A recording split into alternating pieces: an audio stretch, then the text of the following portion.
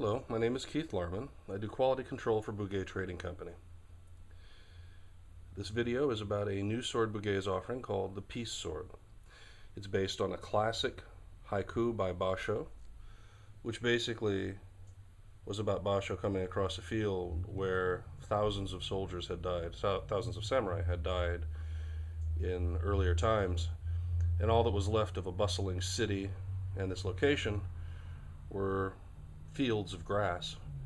So basically the poem went along the lines of green grasses of summer, all that remains of warriors' dreams.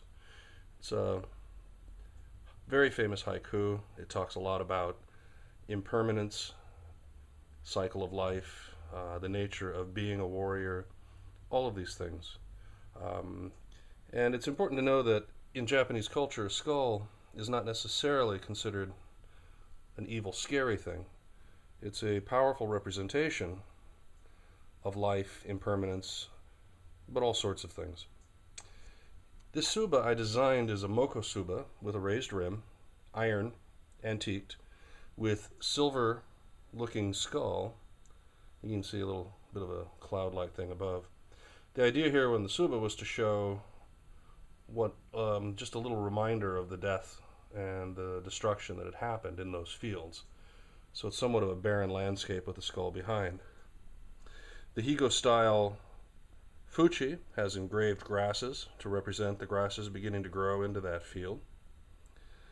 The Menuki are gold horses running free in those fields. The idea being that these animals, the samurai's horses, eventually, at the end of the battle, went back to the wild. The Kashira is a Higo style as well, with the sort of cloudy sky represented in it, and the very typical S engraved sort of engraving that they do on these kashira. The handle is wrapped in brown silk with blackened samekawa. Now in this particular sword, the design, I had the kuragata placed in a very specific place. In many swords, if you're a martial artist, you'll find that the kuragata is possibly too far down the saya. When you're doing sayabiki, when you're pulling the saya back inside your belt, it's really important to be able to pull it back a great distance. Moving the kuragata down too far, which is done on many swords, is fine if you don't do a lot of drawing or you don't do AI. However, sword mounted in Japan, you will frequently find that it's a very tight space between the the suba and the kuragata. Your hand fits right into that space, makes it easier for you to pop the blade slightly loose from the saya for doing your draw, and it also allows the most space for pushing the sword saya back in your obi when you're doing a draw, or when you're resheathing for that matter. So it gives you the most flexibility, and we did this very specifically to make it appeal to martial artists.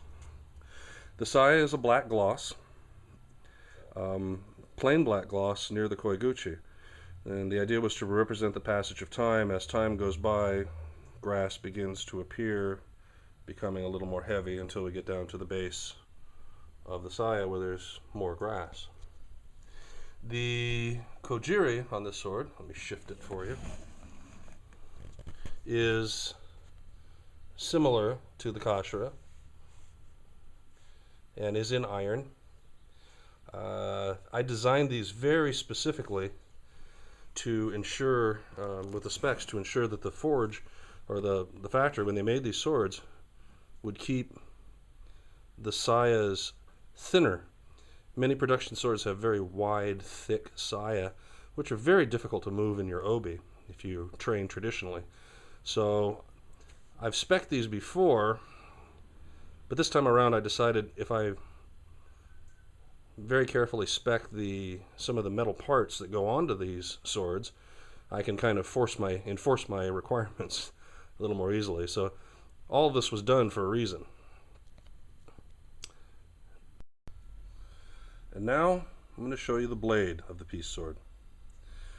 Now it's always difficult to photograph these things because just the nature of the beast. I've set my lights up in my workshop. There's reflections everywhere. I had the factory fold the steel billet an extra time to get a finer grain to the steel. I then asked for a seguha hamon and a bohi and a smaller he along the G surface of the blade, which was actually based on a sword, a very famous sword by Tadayoshi. It's a Hizen school piece, basically. Right down to the millimeter, actually, in terms of measurement. The blade is rather, let's see here, I'll back up. This dimension is rather wide. It makes the blade a bit taller. The blade is still, let me take it off the rack here, relatively thick along the back, but not too thick. The grooves are intentionally done not to be too deep. And there you can see the habuchi a little better. The whole idea was to do a much more traditional looking blade. The blade tapers very nicely down to an extended chukisaki, and they did quite a good job on these things. Now keep in mind, this is of course a production sword, and as such, oops, there we go. And as such, you know, it's not going to be perfect. You can't have a perfect art polish. An art polish a blade of this size with this complexity would normally cost you $3,000 or more. The whole sword costs half of that, mounted, polished, ready to go out the door.